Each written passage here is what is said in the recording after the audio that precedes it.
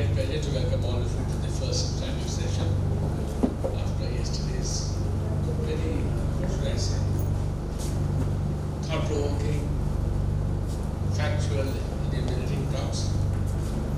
We have a very busy day ahead of us. UNCLOS, like any other piece of law, is something in action all the time. It's something which is developing all the time. Early this year, must be February, I think, China shut down Mongolia's access to the world. Shut down means completely shut down. And of course, many people not conversant with the law of the seas wondering what has Mongolia to do with the law of the seas. Well, a lot. The fact that Raja Mohan yesterday very clearly told us that how to get the right balance between law on one side and power on the other side, and how in this everlasting movement forward, sometimes backward of course, that things change. And I think that is what our four speakers, so let me now request Professor Bhavani Prasad Panda, our Vice Chancellor of the Maharashtra National Law University, to give us his word.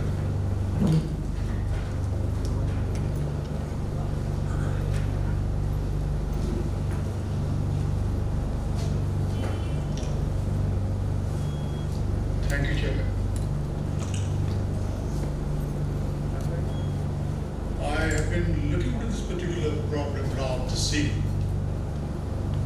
from different paradigms. Without much of an introduction, I want to raise issues. Are we heading for a new jurisprudence at all? Are we looking, there's something new happening in UNCLOS? Or are we looking that this particular UNCLOS is going to take over for the coming 21st century? Reading more difficulties what we had. I believe certainly not. Well, UNCLOS is no doubt one of the brilliant of a document that has been created by the international community. And the debate has taken a long time. UNCLOS 1, 2, 3, and 1994, now almost 17 years now. Well, it has been proudly said is the constitution of the sea. Yes, I believe it's a constitution of the sea for the region. I still have a doubt whether it is constitutional law of the sea. Constitution and constitutional law, constitutionalism are three different things. When I look into the constitutionalism, probably we're looking for some particular power play with clear demarcation of norms. When I look into constitution as such, as you didn't say, constitution of the oceans, constitution of the sea, whatever it may be, this is a statement going to the legal semiotics. Constitution is nothing but a power document in my mind. Since it has been a power document for quite a long time, the real international legal players have not been in place. Most of the document has been worked out by the diplomats, political scientists, and strategists.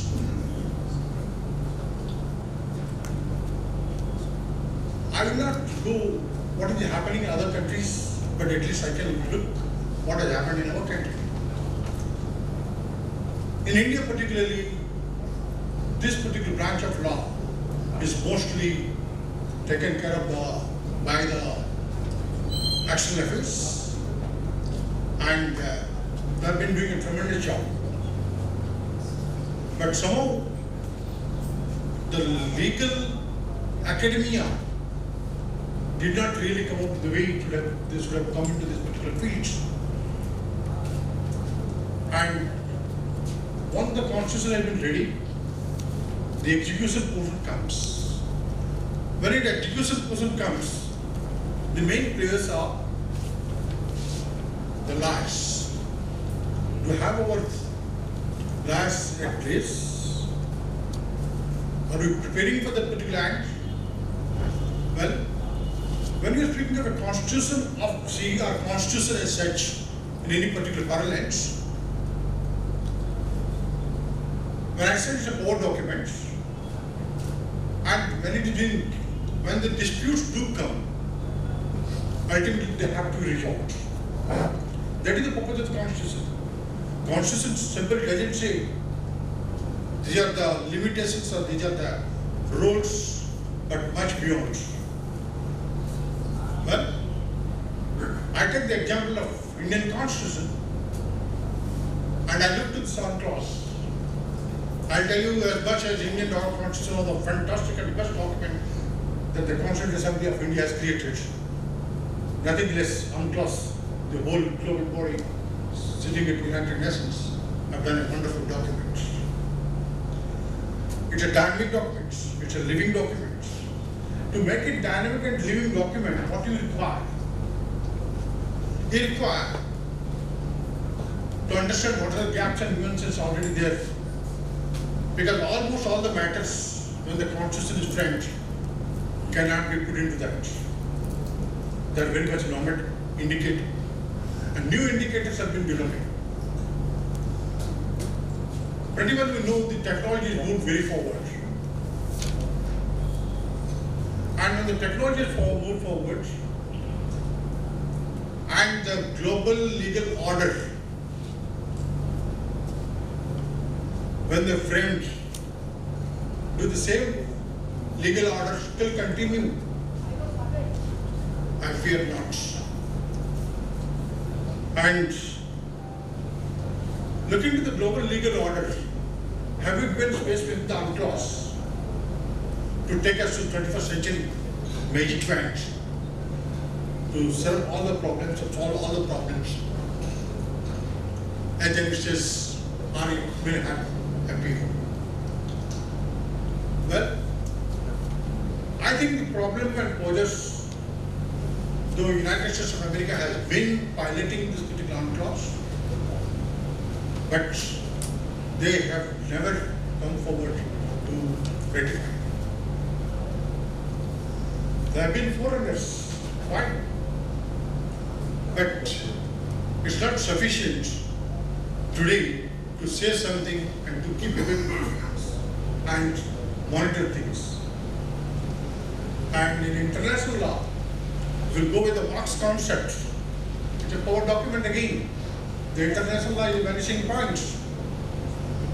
The whole of international law and international affairs and international dominion is meant for power play. What suits my domestic domain, I'll be doing it. That's what exactly China is doing. And this position dropped up because, in my opinion, the players or the main stakeholders at UNCLOS, they're trying to keep themselves little aloof. When also India ratified the document, did we sign all the clauses? Absolutely not. Well, that doesn't mean that we need to have reservations. Yes, we had reservations. But when we had the reservations, whom did we follow? These are the questions.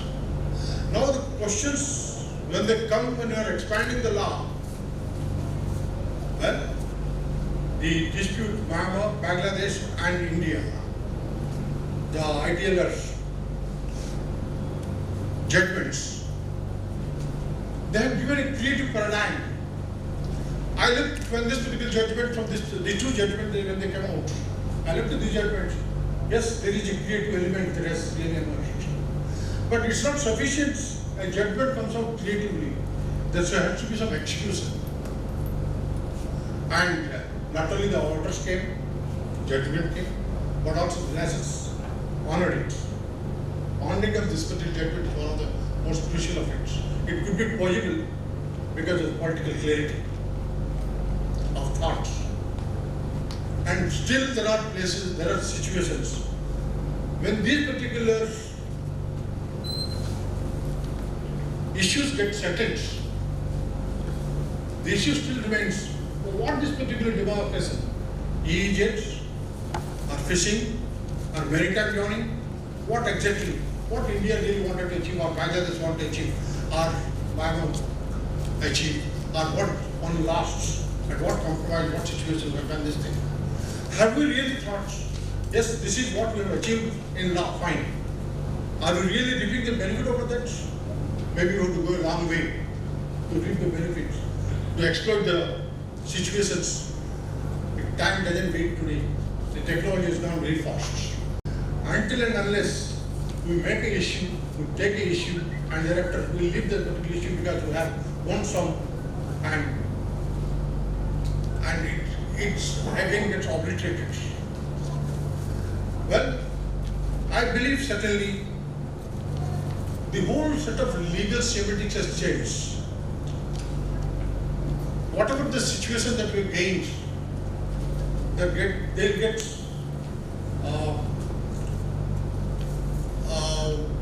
they'll slowly recede into oblivion unless we really go in fast into and explore the situation, whatever we have gained. And for that is a constant propaganda is necessary. Well, now coming to the legal nuances, they're so typical. When we go to a court of law, we need to have our research documents ready. Our briefs should be very clear. And it's not that I go to a tribunal or arbitration board not prepared with the documentation. Are we really gearing up such of the documents within this country? These are some of the questions that have been coming to mind. We have been looking to these particular things whenever the problem comes. We go under a task force design and we collect the documents, we make a brief, somewhere we gain, somewhere we lose, but we have no plan, 5 years, 10 years, 15 years, 20 years, 30 years. And this particular plan of vision plan of 2050, 2060, 2080 today probably is necessary. And for that reason the gearing up necessary. Until the other day I have been saying the legal pooling or the legal resource that is available in this particular country was mostly managed by the external affairs. And now law has been coming into operation. It is much beyond diplomacy. And for taking up that particular role and challenge, probably we need to have a capacity building of this law, international law institutes. Today in India, I don't find any institution where this international legal design is practiced with a focus and vision, where our human resource is going to combat this particular situation and say, well, we are prepared to take up this type of litigations frontally and we can make out a case. Well, in international law, ultimately, how we make a case, because it's not that who wins and who loses all the time. And ultimately, it is the documentation, ultimately it is the case presentation and profiling that is important. The case which has been lost, maybe 1 hour tomorrow, provided we have our documentations ready and appropriate order. And let that tomorrow be not late. We need to make our documentation ready with each and every particular specified aspects of the units what UNCLOS has specified. UNCLOS certainly has provided a lot of space. Our municipal laws need to be probably augmented, whether to take up the UNCLOS. So considering these particular things, we need to have a forward-looking approach, a lobbying and propaganda to confront the lawfare, and we need to have the rule of law society, because the stakeholders are not only states, also there are non-state players, and the regime will become more complicated, and the issues have become multifarious, and multifarious approach is needed. And with these particular things, I'll be waiting to hear from you and take questions. Thank you. Thank you.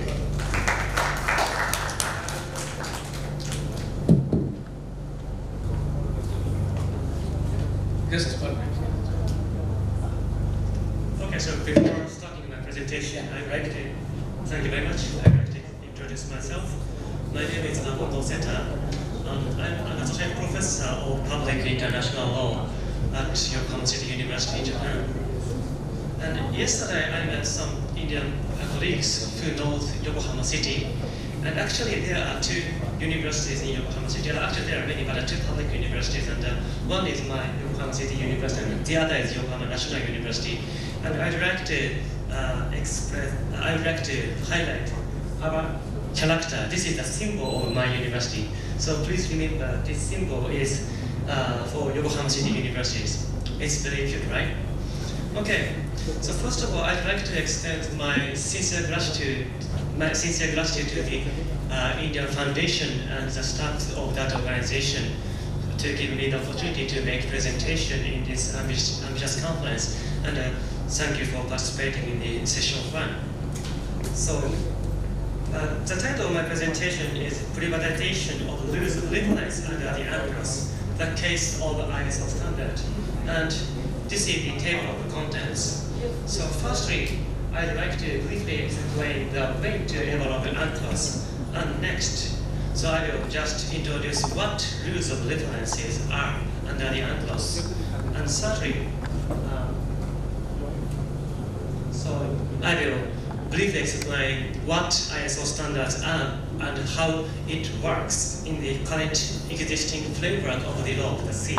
And lastly, I'd like to argue to what extent the ISO standard can work as rules of reference in the UNCLOS system.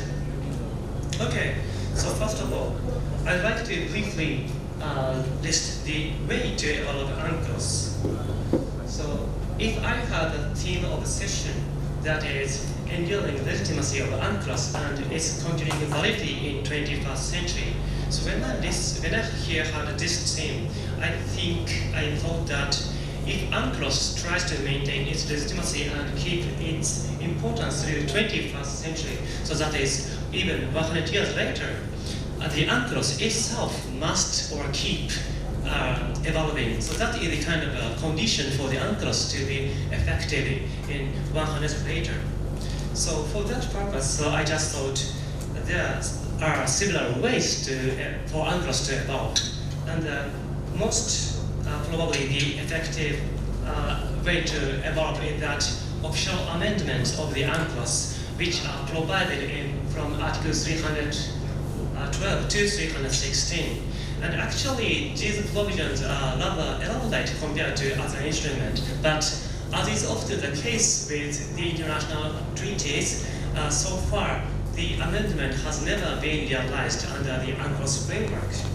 So the other three ways to develop UNCLOS seems more important in next 100 years. So those three ways are evolution by adopting implementing agreement, and evolution through interpretation, and evolution through rules of reference. And so far, actually, there have been three amendments, so three implementing agreements have been adopted.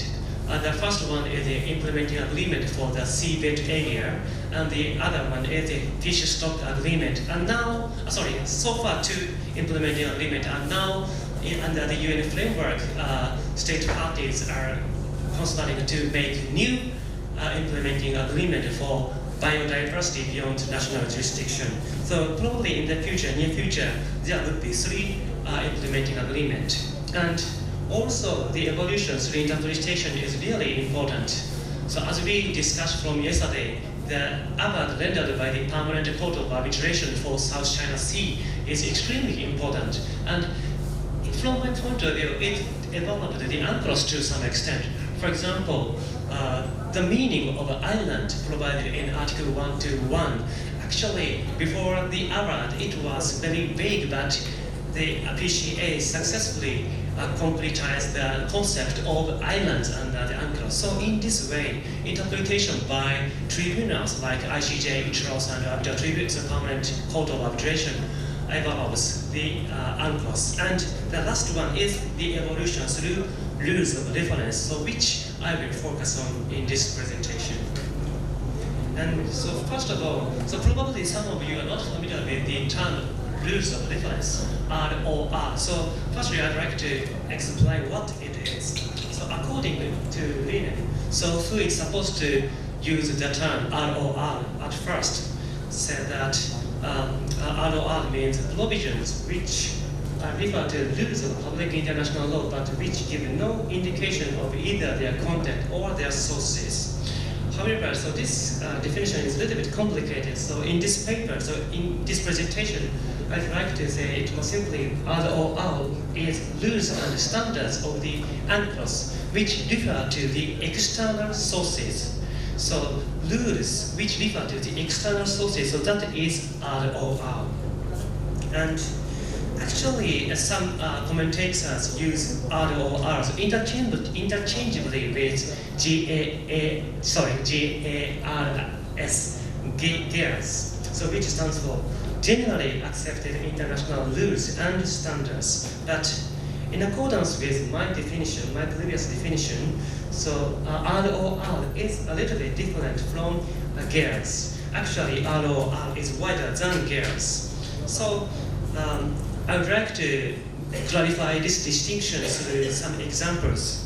So example of GARS is Article 201 of the UNCLOS, so which provides this sentence. And so actually it just says that if state adopts law and regulation for protecting marine environment, those laws and regulations must have the same effect as that of generally accepted international rules and standards established through the competent international organization or general diplomatic conference. So this is the example of GARS. And next, I will demonstrate the example which is ROR, but not GARS. So that is Article 204 of the UNCLOS, which said that when states make monitoring for marine environment, so those monitoring must be recognized, must be done by the measure by recognized scientific method. So the phrase recognized scientific method is more simple than generally accepted international rules. So in that sense, ROR is wider than GARS. And next, as I said in the presentation, I will finally argue to what extent ISO standard can work as a ROR. So here, I will briefly explain what ISO standard is. So first of all, ISO stands for International Organization for Standardization. And actually, it is an independent, non-governmental organization and not intergovernmental organization, and which has a membership of 164 national standards bodies. And ISO has one member per country. And the national representative ISO has the following 4 rights, so including developing ISO standards. So that means not only developed states, but also developing states can participate in establishing ISO standards. So in that sense, I can say that the legitimacy of ISO standards are to some extent preserved. And the national representative of the ISO remain responsible to the other ISO members. So probably one of the most famous ISO standard in the field of law of the sea is that ISO standard for shipping container. So that is ISO 668. And now shipping container plays very important role for marine transportation. But if the size of containers differs from state to state, probably the container cannot work effectively as we now are experiencing. So thanks to the ISO standard, state can make kind of a unified size for container, and that makes the marine transportation more efficient. So in this way, ISO standards plays an important role for marine industry.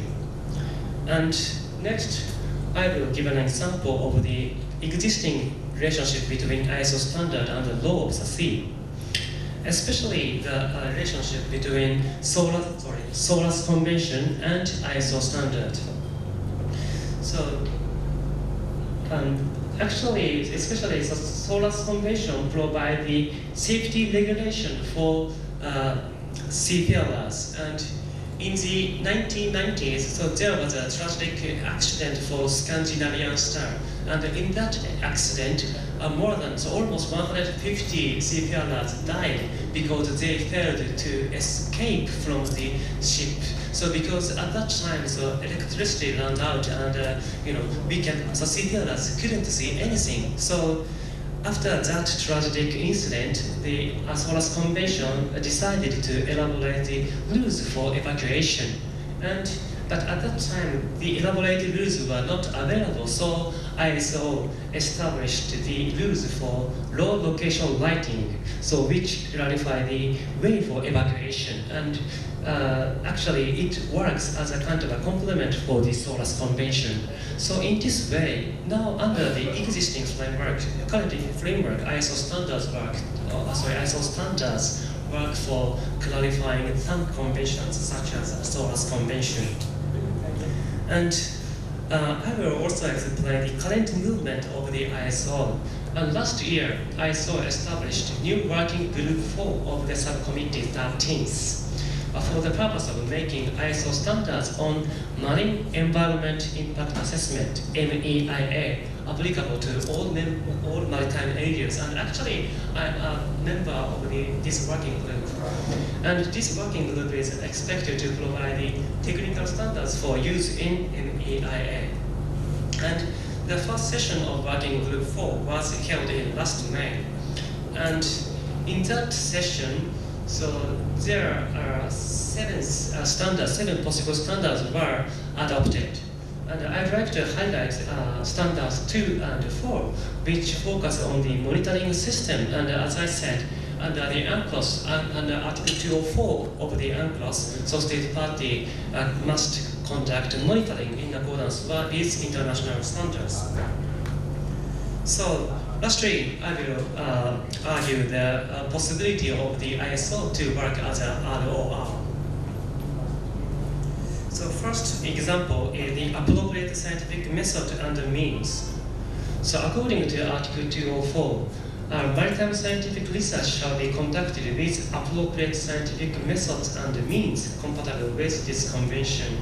So if we interpret appropriate scientific methods and means, one possible interpretation gives the wide discretion to a state conducting MSR. And the other interpretation suggests that the term appropriate implies some recognition of methods and means. And irrespective of which interpretation we adopt, ISO standards can be an evidence to prove the methods and means in question are appropriate. And the second example is recognized scientific method, so which appear in Article 165 and 204 of the UNCLOS. And ISO standards can be evidence to prove the scientific methods in question are recognized. And also, as I previously said, especially the prospect ISO standards for MEIA, Marine Environment Impact Assessment, would be a guideline for interpreting Article 204 on monitoring. And last example is gears.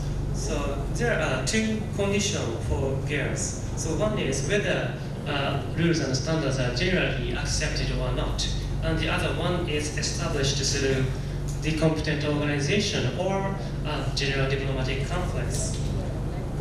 So in terms of who should accept, so there are three ideas.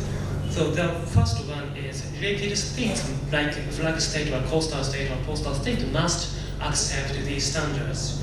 And the second argument is it doesn't require not necessarily the related states to accept this standard, but most states accept it.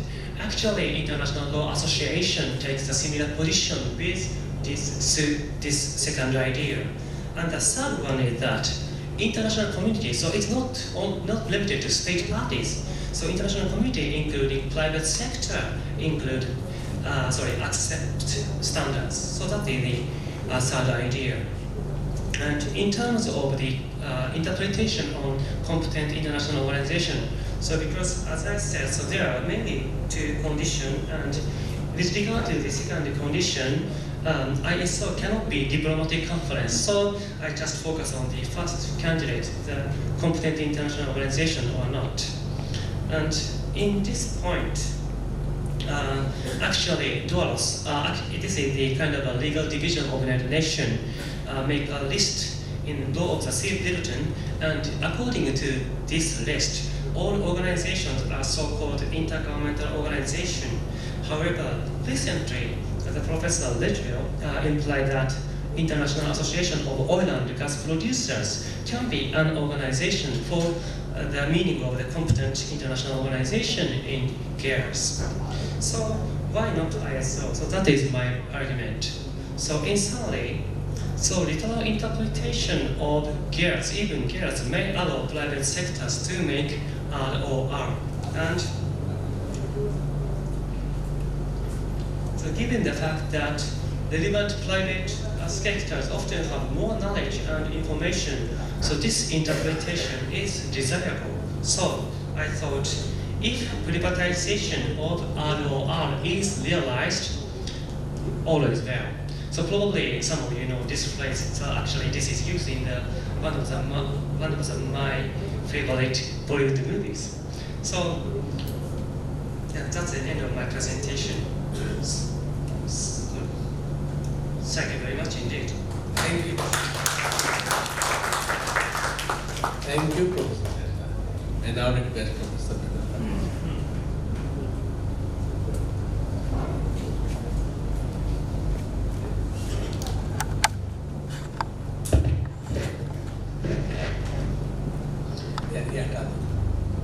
Good morning, Chairman.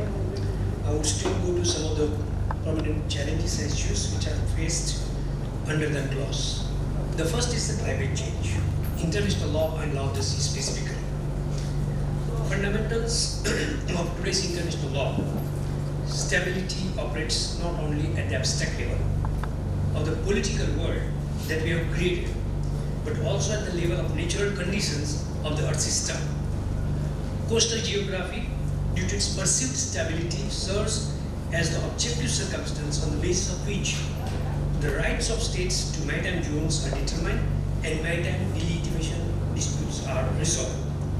A defined territory is indeed a constituent criteria of statehood under international law. But in the not too distant future, important questions may arise about the sustainability of those aspects of international law, and changes may likely to require a profound re-examination of various currently accepted paradigms of international law. With the challenges for international law increasingly recognized as the consequence of natural and not only political change, new legal axioms will have evolved. On the one hand, there is a broad political consensus that the UNCLOS contains the legal framework, the integrity of which needs to be maintained. On the other hand, the pace of change is tremendous. Population trends, advances in technology, scientific achievements, all this with resultant use and impacts on the seas. There are already serious consequences for the biological and chemical conditions of the oceans across different legal maritime zones, and that will be determined in the foreseeable future. The most IPCC estimates indicate sea level rise of 98 centimeters by 2100, a considerable increase over its own previous 2007 projection of 259 centimeter. As explained by the IPC itself, the discrepancy was due to primarily to new and improved modeling of land ice contributions.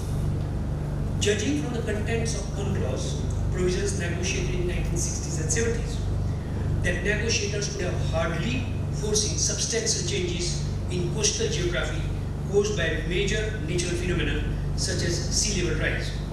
With rising sea levels, the baselines from which the breadth of the territorial seas measured will move landward, affecting the outer limits of various maritime zones.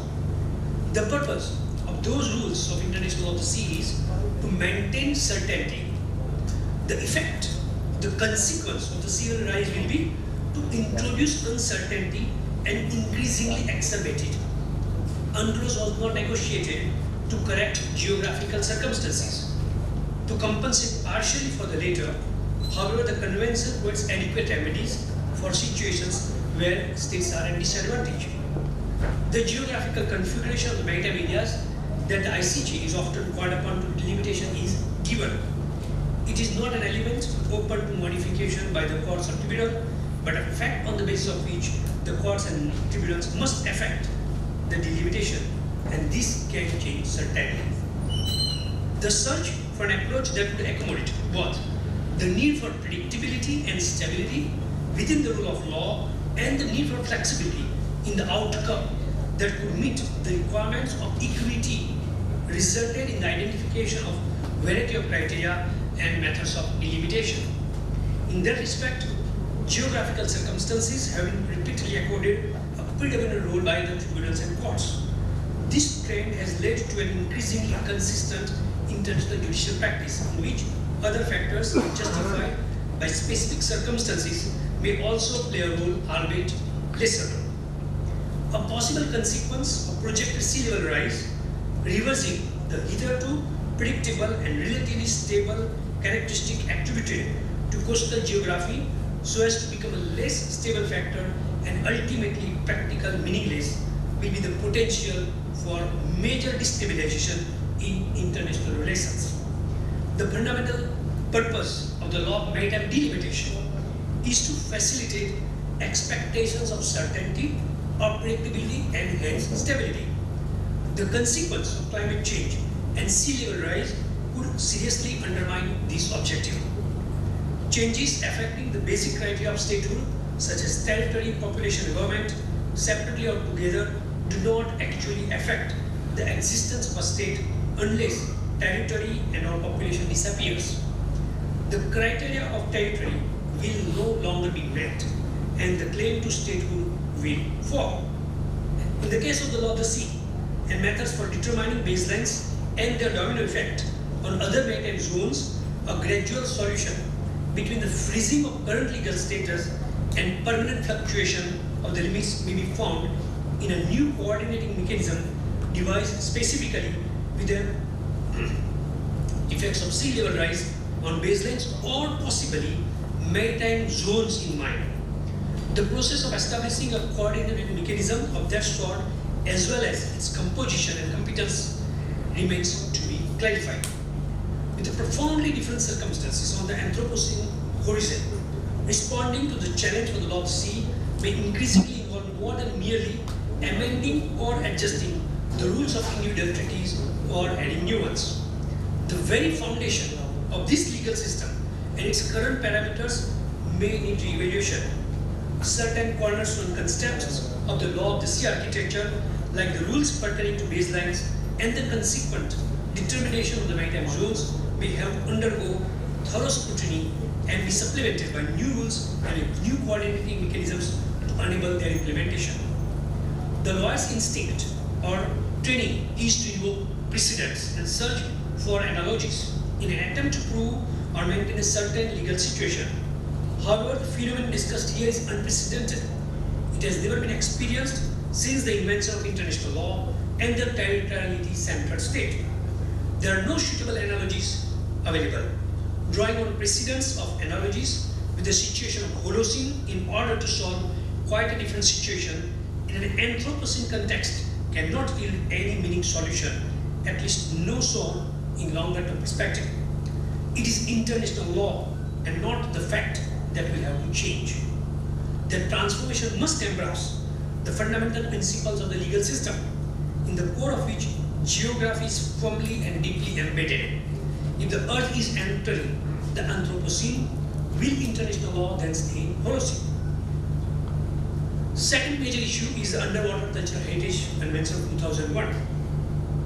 A subject who remains in margins of important forums, but critically important as it has past, present and future importance in the overall governance of law of the sea.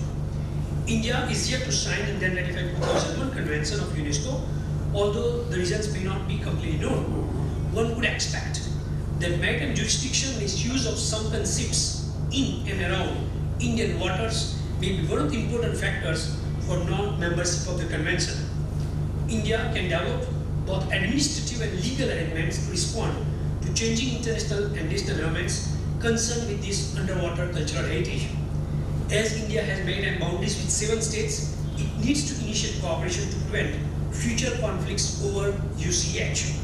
None of the 7 states, unfortunately, having maritime boundary with India, has signed or ratified this 2001 UNESCO Convention. As we all know, India has rich underwater cultural heritage. However, in the absence of domestic laws, the country can start preparing its views as to how to deal with concepts of warships and other government ships and military aircraft found underwater, the scope of temporal limits and ownership of and jurisdiction for UCH. The establishment of underwater archaeology will be in India marked in this way a major step towards the development of the subject. There is no agreement by India for cooperation with other countries in the world, not least to say the Indian Ocean region. However, there are no cooperative also reports available what kind of cooperation the country like India is forming. The regulation for UCH in maritime zone is governed by the coastal states national regulation. The application of national laws to foreign flagged vessels and nationals must be consistent with international law, including UNCLOS. It may be noted that there are no case law as yet on UCH. The UNESCO provision may be evidence of the general acceptance of the UNCLOS regime for protecting UCH in the contiguous zone, that is 24 nautical miles, include the authority of the coastal state to regulate and authorize activities directed at that heritage. But there is still challenge to adequately protect UCH beyond the outer limits of the contiguous zone. Amid other possibilities, this solution might be to use the right of coastal state to protect the marine environment in these 2 zones to explore the possibilities offered by the regime of maritime scientific research to protect UCH and to referee protection Article 59 UNCLOS as a case of non-admission rights and jurisdiction in the EEZ. Activities directed to the UCH normally imply some destruction of the marine environment. Coastal states may set forth environmental standards, both international and domestic, applicable to their EEZ and the continental shelf. Was marine archaeology considered as marine scientific research during the negotiations? Modern underwater technology, particularly the use of remote sensing equipment and different unmanned submersible vehicles, permits the gathering of massive information for the bottom of the sea, which may be directly transformed into a tradable commodity. While pure research does not simply direct economic revenue, applied research is primarily focused on future and foreseeable commercial activities. The information gathered by modern underwater technology, when directed at an archaeological target, for example shipwreck, is likely not characterized as pure marine scientific research. This has significant impact as to how we implement the UNCLOS. Activities directed at UCH in the EEZ or on the continental shelf may then be subject to the coastal state's discretion, depending on the nature and purpose of that activity. Coastal states, in order to protect UCH located in the EEZ on the continental shelf, have the discretion to grant or withhold any permit to those actors. Furthermore, the regime of marine scientific research grants research rights only to states, not private actors. Private companies such as treasure hunters are not inherently entitled to be granted such permits.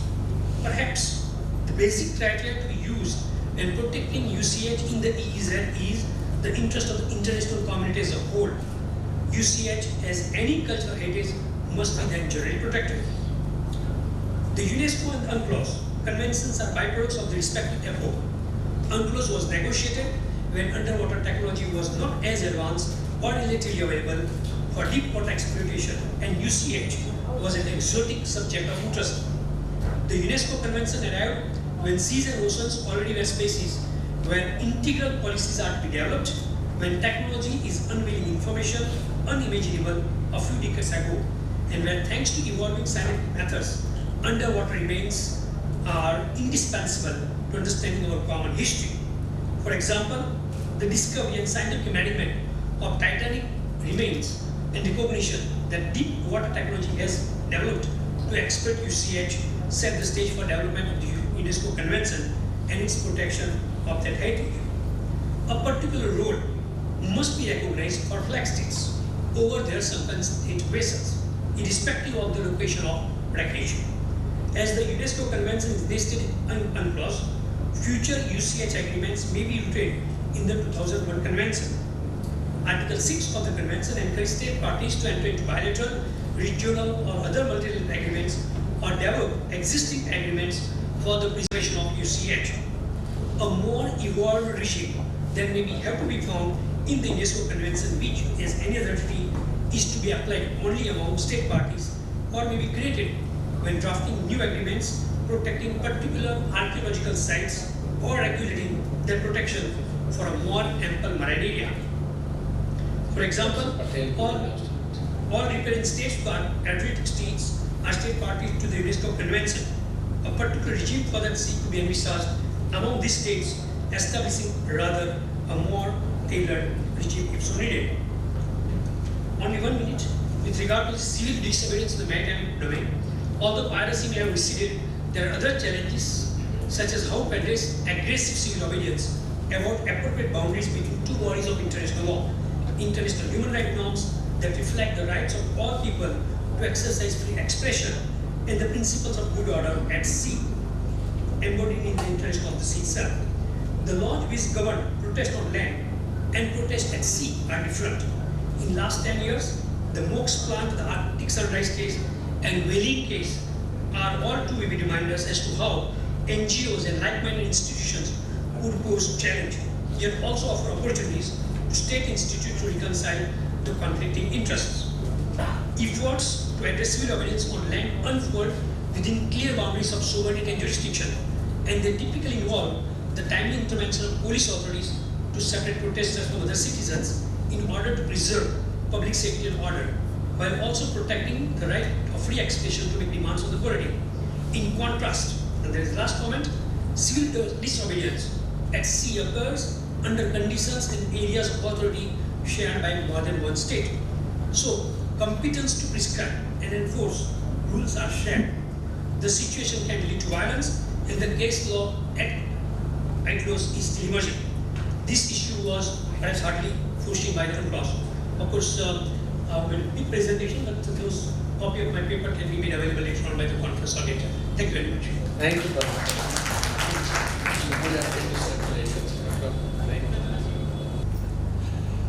Mr. Chairman, ladies and gentlemen, dear colleagues, thank you very much for the invitation. My thanks go to India Foundation for selecting an excellent topic, an excellent location, and a very timely invitation to host this conference, especially here. For an ambassador of Germany, the host country of the International Tribunal on the Law of the Sea, ITLOS, in Hamburg, it's an honor to be invited. It's also an immense personal pleasure for me to be among international lawyers again. Having been the legal advisor of the German Foreign Office, having negotiated the treaty between Germany and the Netherlands on the territorial delimitation of the territorial waters between our countries, and having also represented Germany before ITLOS in one of the cases, I think it's a matter of my heart to speak on UNCLOS. The convention, as we heard, is a legal masterpiece, and at the same time, to stay in the picture of waterways, an important buoy to show the way ahead in highly political issues, not only in Asia. When we consider the continuing vitality of UNCLOS in the 21st century, the measuring reference point has to be the preamble of UNCLOS. It mentions first, establishing a legal order for the seas and oceans, which will second, promote their peaceful uses. Third, it talks about equitable and efficient utilization of their resources. And fourth, about the conservation of the living resources in its para 4. Now first, establishing a legal order for the seas and oceans. This concept of UNCLOS, of being a legal order, is still and fully valid today. However, despite the overall very high level of compliance, and I briefly mentioned this yesterday, it does need to be upheld and defended. The yearly UN General Assembly resolution on the law of the sea stipulates that the Convention sets out the legal framework, I quote, the Convention sets out the legal framework within which all activities in the oceans and seas must be carried out, end of quote. Even though we have seen challenges to this notion in recent years, and Professor Patel named quite a few of them, we have to ask, if we were not to accept this convention to be the central framework of all activities, what would be the alternatives?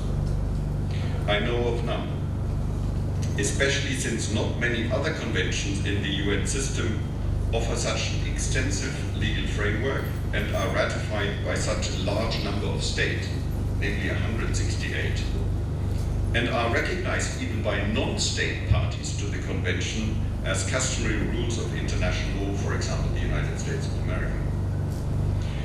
The second aspect of UNCLOS preamble is the promotion of peaceful uses.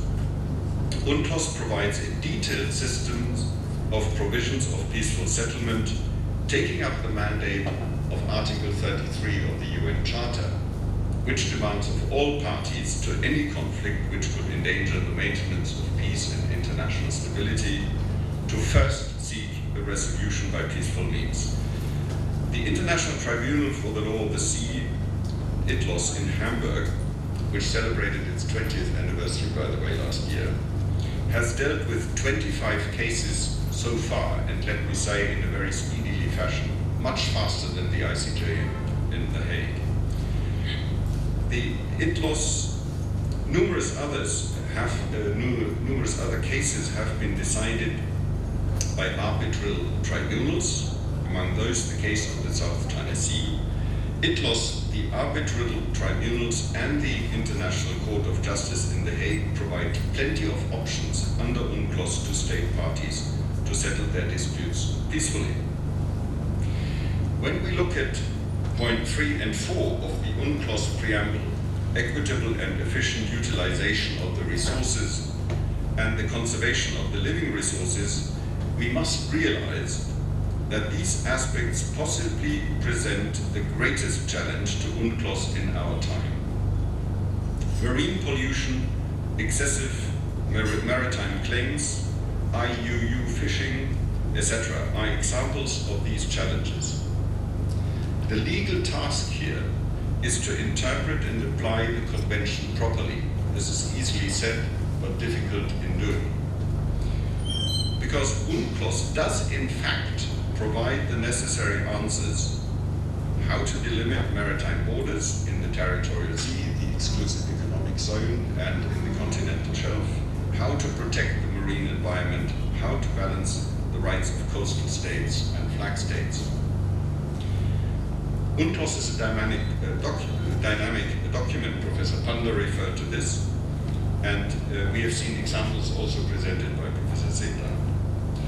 Where UNCLOS does not yet provide the answer, efforts are ongoing to either negotiate ways to enable the convention to provide these answers or to negotiate implementing agreements to do so. Professor Zeta already mentioned as an example the implementing agreement on the conservation and sustainable use of marine biological diversity of areas beyond national jurisdiction. You see how detailed the problems of UNCLOS are.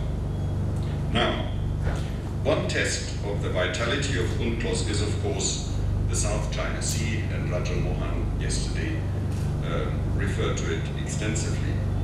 As you all know, there are ongoing efforts between ASEAN and China concerning a code of conduct on the South China Sea. As I don't know the details of these efforts, I will limit myself to make one general point.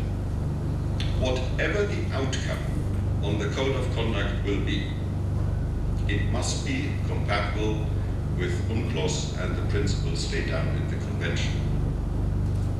It would be dangerous and indeed unacceptable to other state parties to the Convention if any such code of conduct would limit the rights and duties under the Convention. I therefore want to draw your attention to three essential aspects of the South China Sea arbitration between the Philippines and China, because these 3 points go far beyond the individual case decided by this arbitration. First, the tribunal concluded there was no legal right for China to claim historic rights to resources within the sea areas falling within the so-called 9-dash line.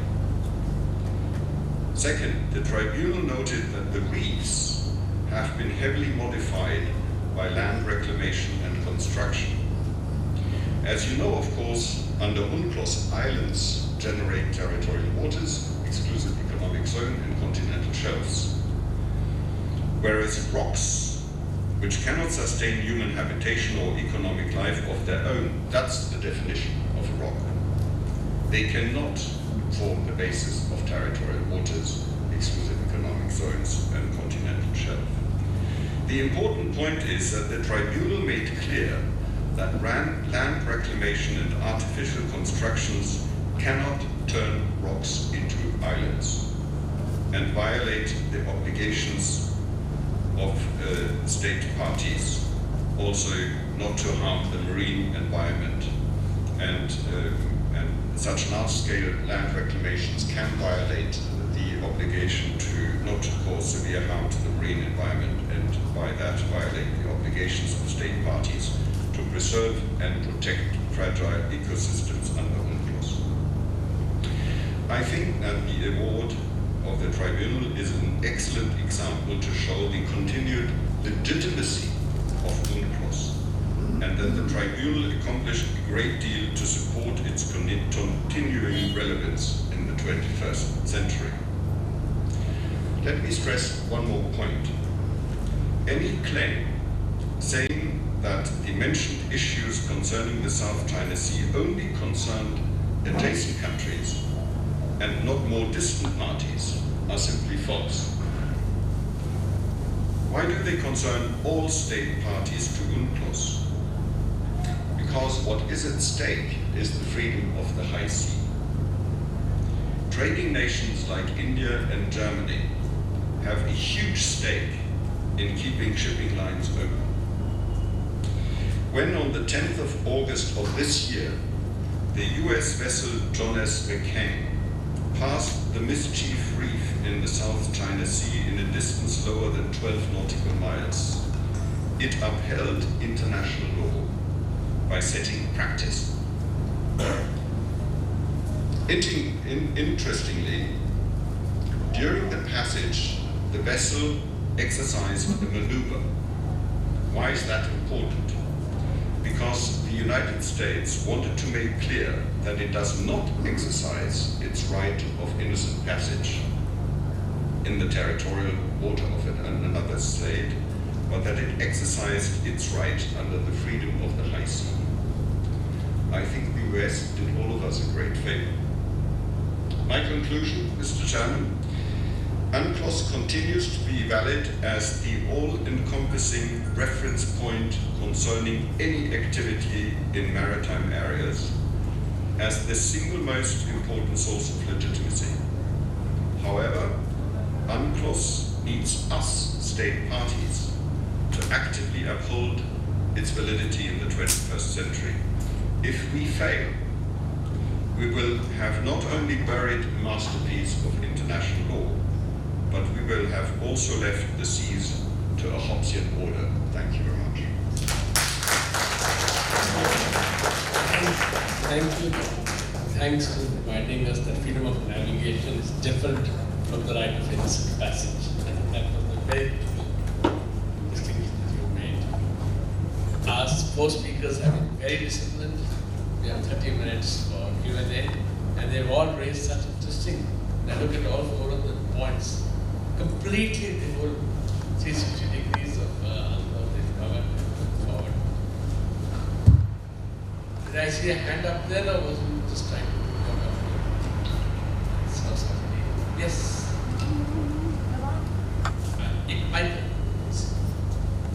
Now I can ask Michael.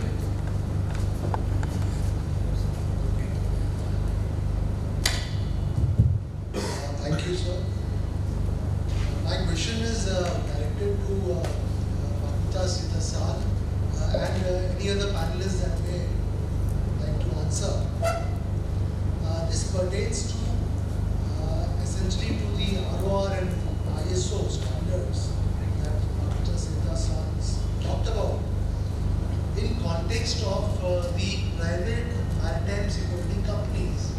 As we all know that after the incidents of piracy in the Gulf of Aden, the private maritime security companies have had losses, and this created a lot of contentions as to the security of the coastal states. Not long ago, and this had created an issue of legitimacy of the private security companies in international law. And 2 years back or so, the ISO standards were promulgated for the private maritime security companies to comply with. My question is essentially that can the ISO standards lead the way for the private maritime security companies to be validated under international law? Is the process on? What are the prospects that you see? And if at all these private agencies can form companies which can be legalized, then how will it address the security concerns of some countries like India, which have been plagued by the issue of floating armories in its territorial waters? And this actually is in context of what Dr. Sitasan said, that all is well if you privatize things. Right. The question at the back.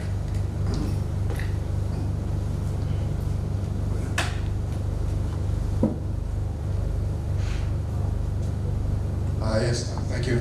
Thank the panelists and you, Chairman. I'm taking advantage of the time available here to save myself a couple of minutes later when I speak this afternoon, dealing specifically with the South China Sea arbitration, which I agree with two of the panelists. It's an excellent decision, and we can all applaud our colleagues who served on that tribunal, with some caveats which I'll mention this afternoon. But specifically for what we heard this morning about the freedom of navigation and Mr. Bazic, we must be very clear that the tribunal did not try to change anything with respect to the legal status of rocks as islands. So even the rocks which fall within what we experts know is found in paragraph 3 of Article 121, they are not deprived of territorial sea. They're only not entitled to exclusive economic zone and the continental shelf. So the navigation rights within 12 miles off of rocks, which are characterized as islands, remain as innocent passage. Thank you. I have two more people lined up, Robert, and then Master Siddhartha. Thank you. Just two very specific questions to two of the speakers. First to Setasan. Just a clarification. Why is the ISO not recognized today as a competent international organization? Or what are the challenges to sorry? Why is the ISO? Why is the ISO not recognized as a competent international organization, or what are the barriers to its recognition as a competent international organization? And then to Ambassador Ney, you had let us imagine that the South China Sea Code of Conduct is somehow inconsistent with UNCLOS. I mean, it would obviously depend on the details. What do you see as the next step if there is an agreement that is reached between the disputing parties if there's an inconsistency between the Code of of conduct on the South China Sea and UNCLOS, what are the, what happens then? What are the implications beyond that? We'll have one more question and then we'll take the answer. And then we'll come to the second round. Thank you, and thank you to all the panelists. The question is perhaps directed to Ambassador Ne. How would you see UNCLOS in light of Security Council resolution? A case in point is hypothetical, but it almost became a reality. It was in 2008 on Somalia, when the Council almost came out with a resolution authorizing hot pursuit into territorial waters. Thank you. Let's have the answers and then we'll go to the second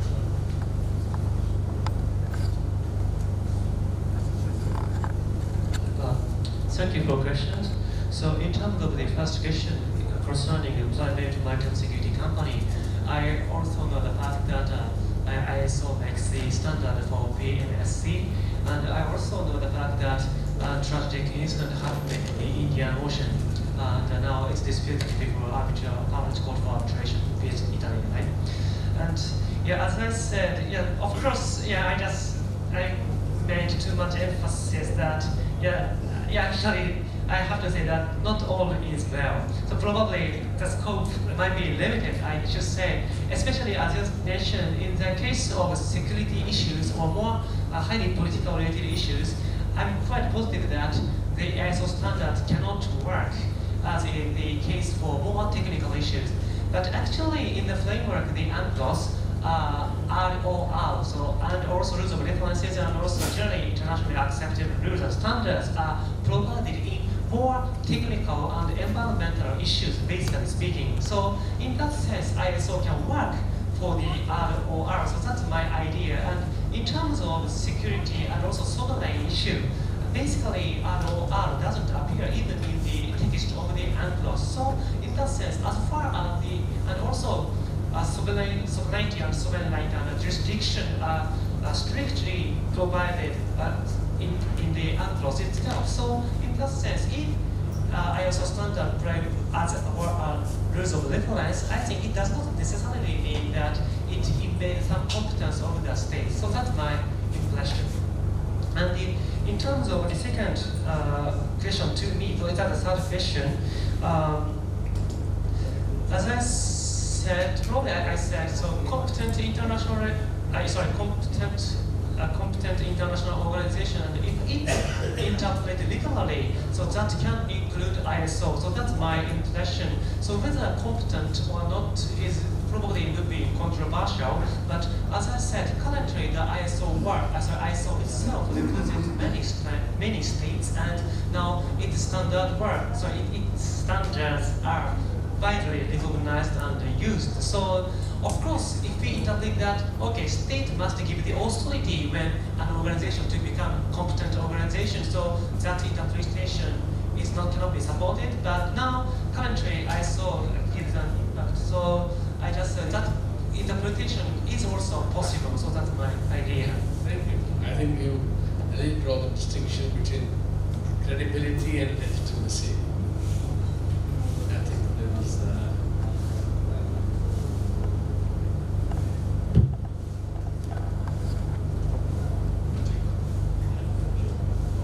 Thank you, that works better.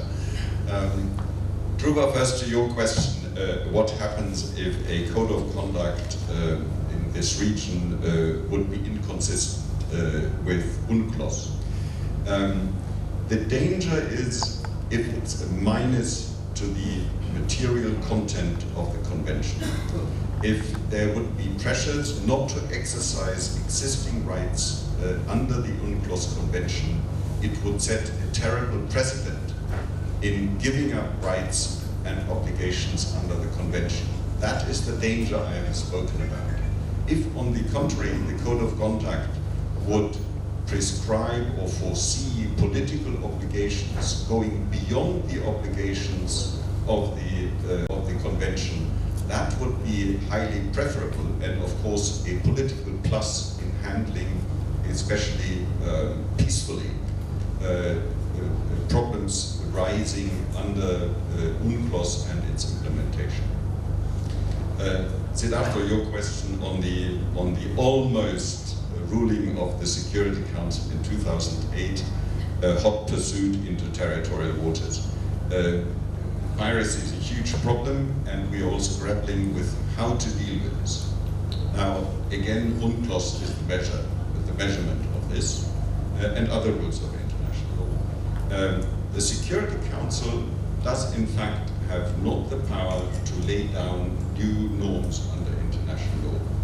Its task under the UN Charter is to implement and enforce rules of international law. Now, the power to lay down rules lies with the member states, either to conclude treaties, treaty law, or by setting the practice under a opinio juris to set standards under customary international law. Now there's the small bridge and connection.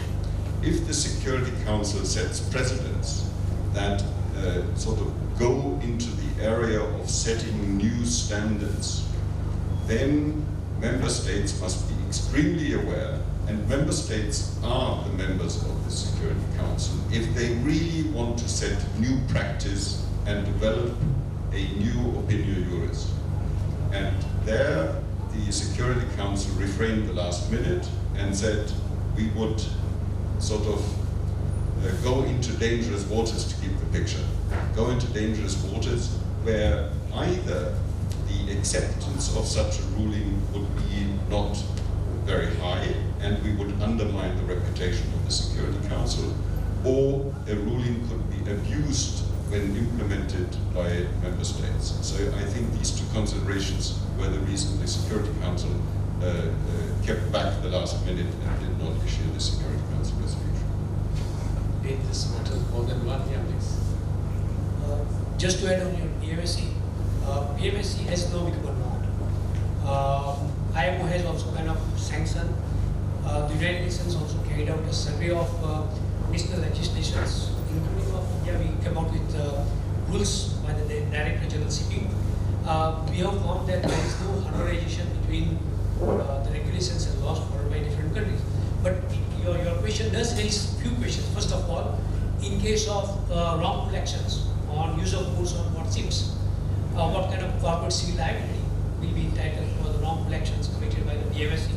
Second question is whether the victim can seek action, criminal as well as civil liability from the private maritime security company. And last but not the least, what about the human rights?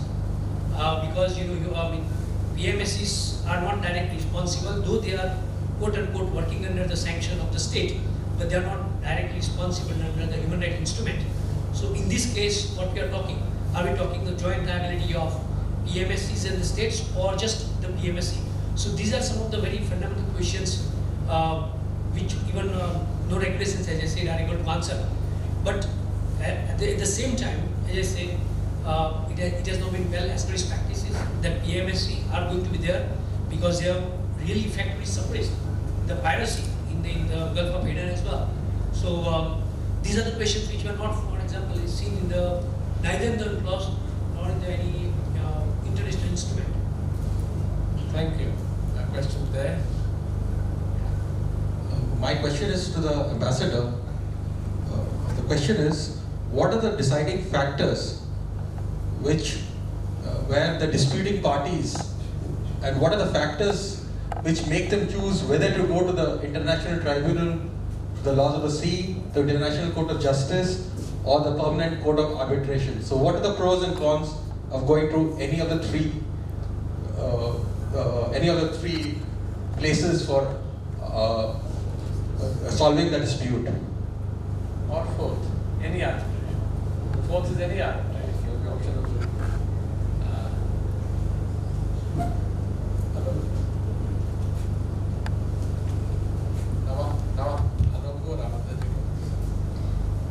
Thank you. My name is Yurika Ishii, and my question goes to Ambassador Ne with regards to the potential conflicts or contest between the safety of navigation and the freedom of navigation. and with this regards, the South China Sea Arbitration Court stated that the harassment conducted by Chinese vessels against Philippines fishery vessels were against the UNCLOS and CODEC, because the Philippines was not the CODEC at the time of the case. It mentioned that the CODEC is recognized under UNCLOS through the reference, rule of the reference. And it specifically stated that the rules, the technical rules specified under CODEC is applicable to the member states of UNCLOS. My question is whether you would agree if the potential code of conduct supports the arbitration award and incorporates those technical CODEC rules to the code of conduct. Even if it potentially has the potentially limits the way of navigation or the activities that was supported by the UNCLOS. Thank you. Right here. I have a very simple question. What if a country violates the convention? Are there any punitive clauses built into the convention? Or you only have to just appeal to the good sense of the country? If they are not there, shall we look at having them? What is the way forward if a country is found to be violating the convention?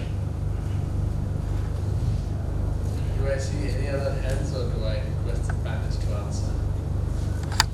I can see nobody else. I think the lawyer in you has to now take over and ask you. Thank you very much. Choice of forum, ICJ, ITLOS, or Permanent Court of Arbitration, or indeed ad hoc arbitration. First of all, it's a matter of the legal standing of the two parties, res materia and res personae. So it's really a matter of what can I invoke, to which forum I can go. UNCLOS, if both state parties are members of UNCLOS, and I have, when I look at the reservations when signing and ratifying the treaty, they have acknowledged those fora, then I can use it. So first of all, it's a matter of competency of the forum.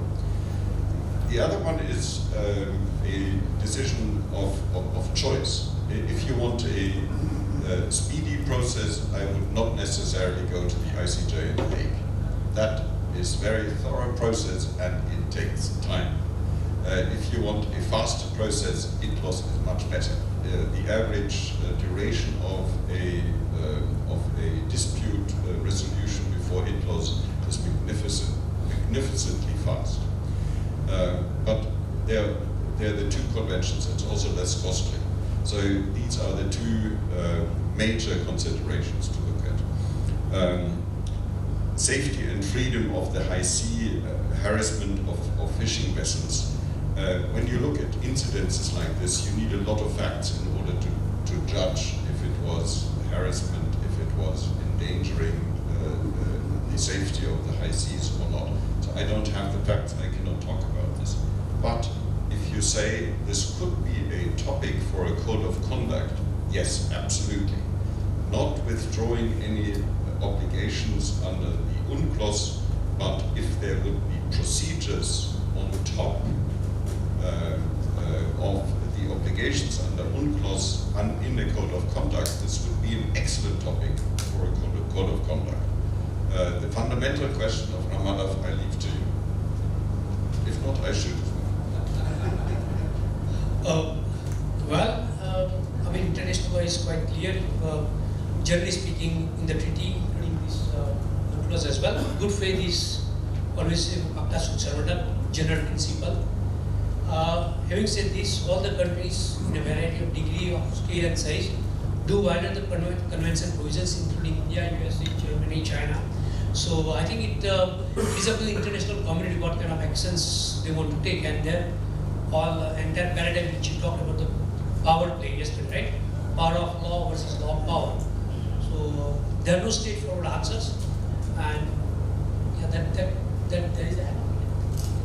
You want to add something? Well, I only see the fundamental difficulty of international law in general is that we do not have a hierarchical order, but that we have an egalitarian order.